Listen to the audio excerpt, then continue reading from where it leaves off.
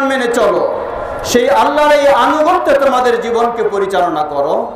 সুতরাং আমরা আজকে এই কোরবানি থেকে যেমনইভাবে আমরা আমাদের পশু কোরবানি করব, তেমনইভাবে আমরা এই কোরবানি থেকে ত্যাগ শিকারের শিক্ষা নেব। আমরা জানি এই কোরবানির ইতিহাস ইব্রাহিম আলাইহিস সালাতু ওয়াস সালাম থেকে এসেছে, যাকে আল্লাহ সুবহানাহু ওয়া তাআলা পরীক্ষার জন্য নির্দেশ দিয়েছিলেন তার সন্তানকে কোরবানি করার। তিনি আল্লাহ সুবহানাহু ওয়া তাআলার সেই নির্দেশ পালন করেছিলেন। আল্লাহ সুবহানাহু ওয়া তাআলা বিষয়টিকে সহজ করে দিয়ে সন্তানের পরিবর্তে পশু কোরবানিতে রূপান্তরিত করেছেন। আলহামদুলিল্লাহ।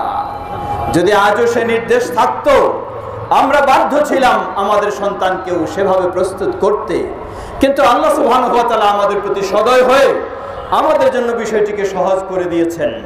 এই কোরবানি আমাদেরকে সেই ত্যাগের, সেই আল্লাহ সুবহানাহু ওয়া তাআলার আনুগত্যের শিক্ষার কথাই স্মরণ করে দেয়।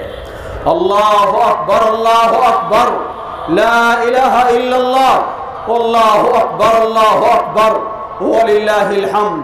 সমবেত মুসল্লিবৃন্দ, যেমনইভাবে আমরা আঞ্চলিকভাবে দেশে দেশে এই ঈদের সালাত আদায় করছি, ঈদ উদযাপন করছি, তেমনইভাবে আন্তর্জাতিকভাবে গোটা বিশ্বের মুসলিমেরা বাইতুল্লাহিল হারামে সেই হজ পালন করছে। একই সাথে হজ এবং একই সাথে ঈদুল আযহা গোটা বিশ্বে যেন একাকার করে দিয়েছে। গোটা বিশ্বে আজকে প্রমাণিত হচ্ছে গোটা মানব জাতির জন্য একমাত্র জীবন ব্যবস্থা, একমাত্র দিন হলো ইসলাম।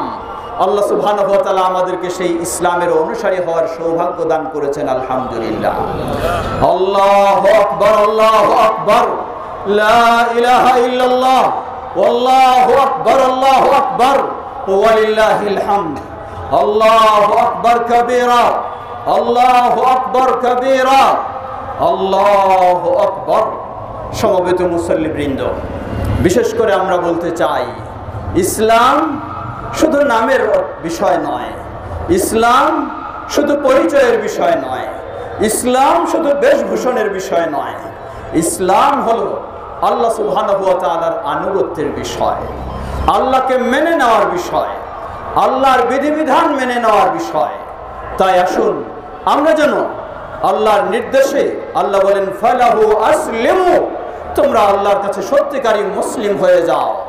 আল্লাহ রাব্বুল আলামিন আরো বলেন ওয়ালা তামুতুন্না ইল্লা ওয়া আনতুম মুসলিমুন, মুসলিম না হয়ে তোমরা মৃত্যুবরণ করো না। জানি না কোন মুহূর্তে আল্লাহর ডাকে সাড়া দিয়ে আমাদেরকে চলে যেতে হবে। আজকে আমরা অগণিত অসংখ্য পশু জবাই করছি সেই আল্লাহর নামে, যেই পশু কিছুক্ষণ আগেই অত্যন্ত আমাদের স্নেহের মায়া মহব্বতের পশু ছিল, কিন্তু একমাত্র আল্লাহর সন্তুষ্টি অর্জনের লক্ষ্যেই আমরা সেই পশুকে জবাই করে পৃথিবী থেকে তার বিদায় ঘটিয়ে দিচ্ছি। মনে রাখবেন, এটি শুধু পশুর বিদায় নয়, যে কোনো মুহূর্তে আমার বিদায় হতে পারে। ওই পশু যেমন প্রতিটি মুহূর্তে আল্লাহর বিধিবিধানেই চলে থাকে, যার কারণে সে আল্লাহর আনুগত্যের মধ্যে রয়েছে। কিন্তু আজকে মানুষ হয়েও আমরা শ্রেষ্ঠ হলাম। আল্লাহ আমাদেরকে সেই পশুর চেয়ে বহু বিবেক বুদ্ধি দিয়ে, বহু জ্ঞান গরিমা দিয়ে আমাদেরকে শ্রেষ্ঠ করেছেন। নিশ্চয়ই আমাদের তো কর্তব্য হলো আল্লাহ সুবহানাহু ওয়া তাআলা আরো বেশি আনুগত্য স্বীকার করা, আল্লাহকে আরো বেশি মেনে চলা। আল্লাহু আকবার, আল্লাহু আকবার, লা ইলাহা ইল্লাল্লাহ, আল্লাহু আকবার, আল্লাহু আকবার, ওয়া লিল্লাহিল হামদ। সমবেত মুসল্লিবৃন্দ, আজকে আমরা স্মরণ করে দিতে চাই গোটা বিশ্বের মুসলিমদের অবস্থা। লক্ষ্য করুন সেই ফিলিস্তিনের কথা, লক্ষ্য করুন সেই সিরিয়ার কথা, লক্ষ্য করুন সেই ইয়ামানের কথা, লক্ষ্য করুন এমন আরো বহু জায়গায় আজকে নির্যাতিত, নিষ্পেষিত, মাজলুম সেই মুসলিমেরা। কেন? একটি বড় কারণ হলো আজকে আমরা তাওহীদ থেকে সরে গেছি, শিরকে, অনেকে ইসলামের নাম দিয়েও আমরা শিরকে জড়িয়ে গেছি। লক্ষ্য করুন আজকে ঈদুল আযহা আমাদেরকে স্মরণ করে দিচ্ছে আমরা পশু জবাই করব একমাত্র সেই আল্লাহ সুবহানাহু ওয়া তাআলার নামেই, কুরবানি করব একমাত্র আল্লাহর সন্তুষ্টি অর্জনের জন্যই। আল্লাহ রাব্বুল আলামিন বলেন কুল ইন্না সালাতি ওয়া নুসুকি ওয়া মাহইয়ায়া ওয়া মামাতি লিল্লাহি রাব্বিল আলামিন। বলো, এই স্বীকৃতি দাও, ইন্না সালাতি, আমার সালাত, ওয়া নুসুকি আমার কুরবানি, ওয়া মাহইয়ায়া ওয়া মামাতি এমনকি আমার জীবন মরণ সবকিছু লিল্লাহি রাব্বিল আলামিন, গোটা বিশ্ব জগতের একমাত্র রব যিনি সেই আল্লাহ রাব্বুল আলামিনের জন্য। কে তিনি? লা শারীকা লাহ, যার কোনো দিক থেকে কোনো রকমের শরীক নেই। আজকে এই কুরবানি স্মরণ করে দিচ্ছি, পশু জবাই করলেও একমাত্র আল্লাহর জন্যই করব, মানত করলেও একমাত্র আল্লাহর জন্য করব, নজর করলেও একমাত্র আল্লাহর জন্য করব, সালাত হলেও একমাত্র আল্লাহর জন্য, যাবতীয় আমাদের জীবনের সব কিছু হবে একমাত্র আল্লাহর জন্য। এটাই হলো তাওহীদ, এটাই হলো আশহাদু আল্লা ইলাহা ইল্লাল্লাহু ওয়াহদাহু লা শারীকা লাহ। নবী সাল্লাল্লাহু আলাইহি ওয়াসাল্লাম বলেন, মান ক্বালা লা ইলাহা ইল্লাল্লাহ দাখালাল জান্নাহ, যে ব্যক্তি বলবে, স্বীকৃতি দেবে লা ইলাহা ইল্লাল্লাহ দাখালাল জান্নাহ, এই তাওহীদের স্বীকৃতি দেবে, সে জান্নাতে প্রবেশ করবে। সুবহানাল্লাহ। মনে রাখবেন, শুধু মুখে স্বীকৃতি নয়, মুখ দিয়ে লা ইলাহা ইল্লাল্লাহ উচ্চারণ করব, আবার মাজারে গিয়ে কুরবানি করব, আবার কবরে গিয়ে পূজা করব, তাহলে এই লা ইলাহা ইল্লাল্লাহ আমাকে কখনো জান্নাতে নিতে পারে না। ওই লা ইলাহা ইল্লাল্লাহ নেবে যেই লা ইলাহা ইল্লাল্লাহর পরে আজকের কুরবানির মতো আমাদের গোটা জীবনের কুরবানি হবে একমাত্র আল্লাহ সুবহানাহু ওয়া তাআলার জন্য।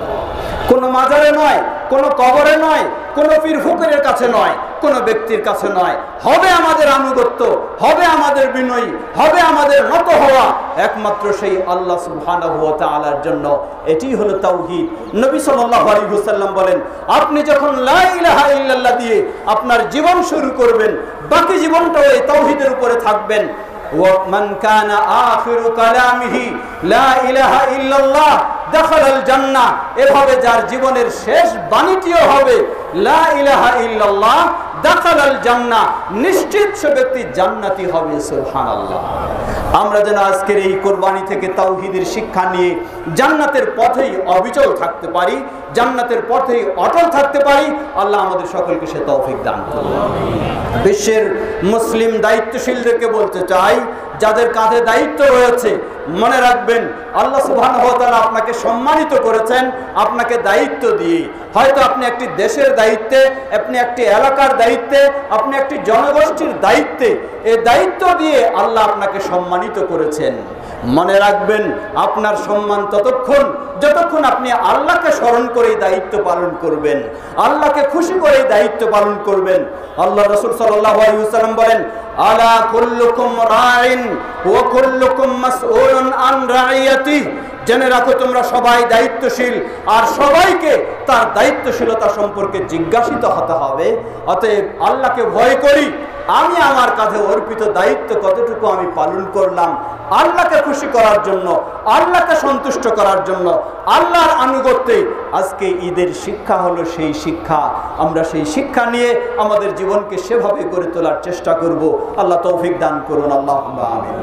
আল্লাহু আকবার কাবীরা, আল্লাহু আকবার কাবীরা, আল্লাহু আকবার, আল্লাহুম্মা আল্লাহু আনতা আ'লা ওয়া আজাল, আল্লাহু আকবার, আল্লাহু আকবার, লা ইলাহা ইল্লাল্লাহ, আল্লাহু আকবার, আল্লাহু আকবার, ওয়ালিল্লাহিল হামদ। সমবেত মুসল্লিবৃন্দ, বিশেষ করে আজকের ঈদের দিন আমরা আনন্দ করব অবশ্যই, কিন্তু এই আনন্দ শুধু নিজের মাঝে সীমাবদ্ধ নয়। আল্লাহ সুবহানাহু ওয়া তাআলা বলেন, ফাকুলু মিনহা ওয়া আতইমু আল বাঈসাল ফাকির, তোমরা খাও এই কুরবানির গোশত নিজেরা, এবং এই কুরবানির গোশত খাওয়াও অসহায় দরিদ্র ফকির মিসকিনদেরকে।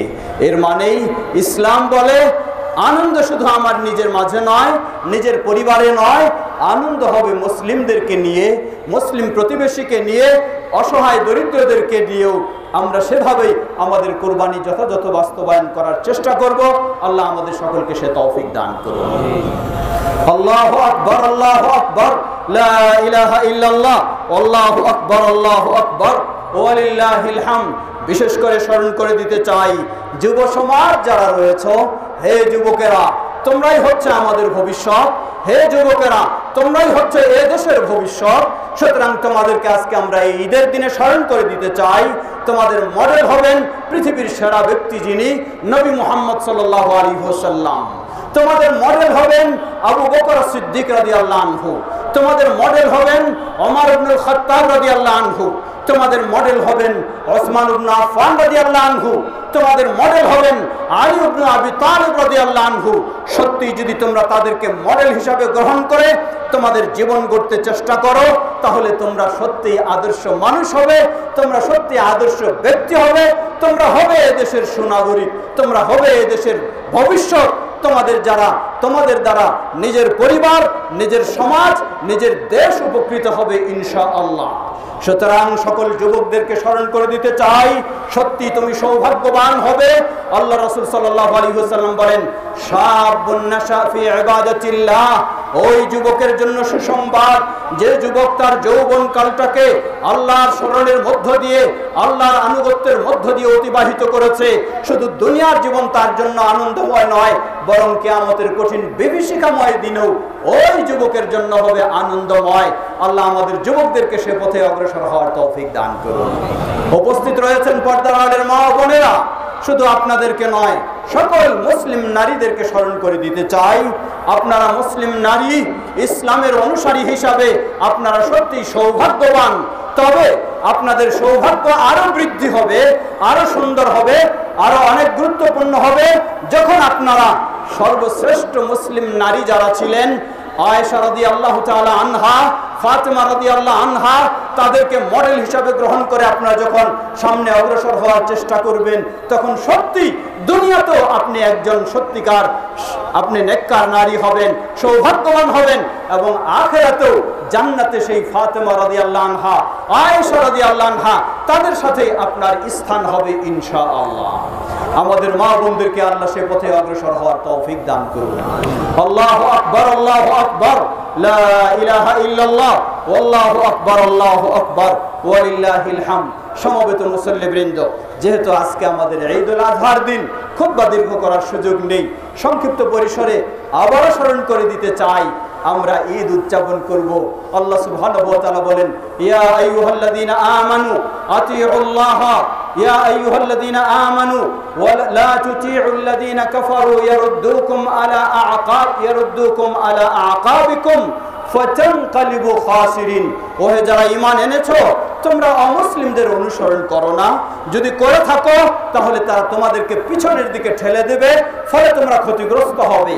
সুতরাং আমরা মুসলিম, আমাদের ঈদ রয়েছে, আমাদের কালচার রয়েছে, আমাদের সভ্যতা রয়েছে, আমাদের আদর্শ রয়েছে। মুসলিমেরা ঈদ পালন করবে ইসলামের রীতিতে, ইসলামের নীতিতে, ইসলামের আদর্শে। কখনো মুসলিমেরা ঈদ পালন করতে গিয়ে গান বাজনা, অশ্লীলতা, নারী পুরুষের অবাধ বিচরণকে মেনে নিতে পারে না। আমরা সেগুলি থেকে অবশ্যই নিজেরা সতর্ক থাকব, আমাদের সকলকে সতর্ক করার চেষ্টা করব। আল্লাহ আমাদের তৌফিক দান করুন। আল্লাহু আকবার, আল্লাহু আকবার, লা ইলাহা ইল্লাল্লাহ। সমবেত মুসল্লিবৃন্দ, সর্বশেষ স্মরণ করে দিতে চাই, মনে রাখবেন, কোরবানি ঈদের সালাত আদায় করলাম আর কোরবানি দিলাম, তাহলে ইসলামের কাজ শেষ হয়ে গেল, এমনটি নয়। আপনি মুসলিম হিসাবে আপনাকে কমপক্ষে প্রতিদিন 5 ওয়াক্ত সালাত আদায় করতেই হবে। আল্লাহ রাসূল সাল্লাল্লাহু আলাইহি ওয়াসাল্লাম বলেন, আল ফারকু বাইনাল আবদি ওয়াল কুফরি তারকুস সালাহ। একজন মুসলিম আর একজন অমুসলিমের মাঝে পার্থক্য হলো সালাত বর্জন করা।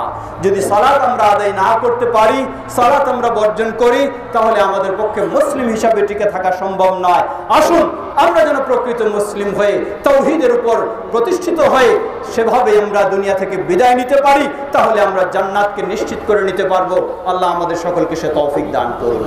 পরিশেষে আবারও সবাইকে কৃতজ্ঞতা জানাই, বিশেষ করে বাংলাদেশ জমিয়ত আহলে হাদিসের কেন্দ্রীয় মসজিদ বংশাল বড় জামে মসজিদ ও 7 মহল্লার ব্যবস্থাপনায় আজকের এই সুন্দর ঈদুল আজহা সালাতের ব্যবস্থাপনা রয়েছে আলহাজ আওলাদ হোসেন সাহেবের নেতৃত্বে। সকলকে কৃতজ্ঞতা জানাই। আজকে আমরা যেই মাঠে দীর্ঘদিন যাবৎ সালাত আদায় করে আসছি, ঢাকা ইউনিভার্সিটির এই মাঠে, ইউনিভার্সিটি কর্তৃপক্ষকে আমরা কৃতজ্ঞতা জানাচ্ছি এখানে সুন্দরভাবে সালাতের ব্যবস্থা করে দেওয়ার জন্য, এবং যারা যেভাবে এই বিষয়ে সহযোগিতা করেছেন, আল্লাহ সকলকে জাযায়ে খায়ের দান করুন। সমবেত মুসল্লিবৃন্দ, সর্বশেষ স্মরণ করে দিতে চাই, আমরা নিজেরা আমাদের পরিবারের সকল সদস্যদেরকে আমরা যেন কোরআন এবং সুন্নাহর আলোকে প্রতিষ্ঠিত রেখে সেভাবে আমাদের জীবনকে অতিবাহিত করতে পারি। আল্লাহ আমাদের সকলকে সে তৌফিক দান করুন। বিশেষ করে দেশবাসী সকলকে এই আহ্বান জানাতে চাই, বিভিন্ন সময় আমরা বিভিন্ন সমস্যার সম্মুখীন হই, বিভিন্ন আযাব গজবের সম্মুখীন হই, সব কিছু এসে থাকে আল্লাহ সুবহানাহু ওয়া তাআলার পক্ষ থেকে। অতএব এই আযাব গজব থেকে, বর্ষাকালীন আযাব, এই জলোচ্ছ্বাস বা বিভিন্ন ঝড় তুফানের আযাব, বিভিন্ন রকমের আযাব, সব তো এসে থাকে আল্লাহর পক্ষ থেকে। অতএব আমরা আল্লাহর পথেই ফিরে আসি, আল্লাহর পথে আমরা চলার চেষ্টা করি ইনশাআল্লাহ।